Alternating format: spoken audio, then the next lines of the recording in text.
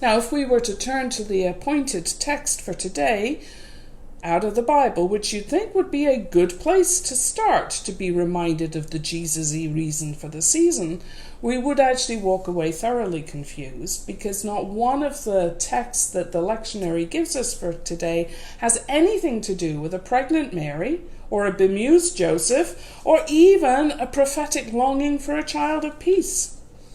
The psalm with which we began worship is this long, drawn-out lamentation of endurance of suffering that God seems to be deaf to and absent from.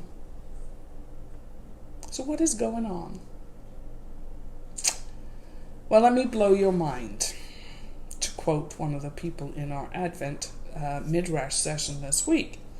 Advent is a season of preparation. It is a season of preparation for Jesus to come, but not only as a baby, long time ago in Bethlehem, as the Holy Bible say. Advent is a double path.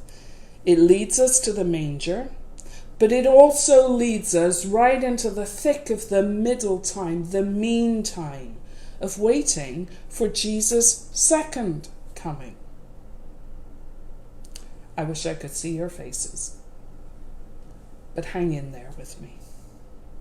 If you remember, those of you who watched last week, that cosmic courtroom from Matthew's Gospel, well, Mark paints a similar picture just in the chapter we're about to read of Jesus' second coming in clouds and great glory.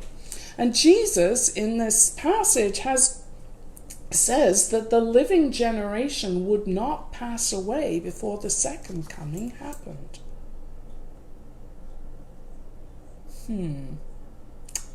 That patently didn't happen, did it?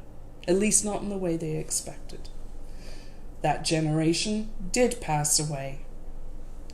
But this hoped for return, this longing for the dream of God to be fulfilled, this longing poured from the pen of the writer we call Mark, who wrote this to this generation living in the aftermath of the destruction of Jerusalem, and has written it and passed it on to us, to every generation who has lived through trial and tribulation ever since, including our own. Let's listen to what Mark says in Matthew 13, and the voice you're listening to is Jesus. When the disciples asked when they would see the Son of Man coming in clouds and great power and glory, he answered, "About that day or hour, no one knows, neither the angels in heaven nor the Son, only the Creator. So stay awake. Be alert. Keep watch, for you don't know when this time will come."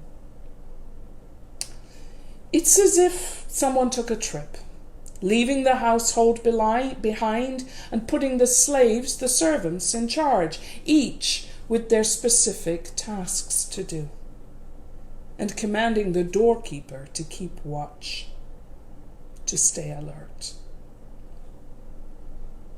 "So then," Jesus said, "you keep awake. You stay alert. You keep watch.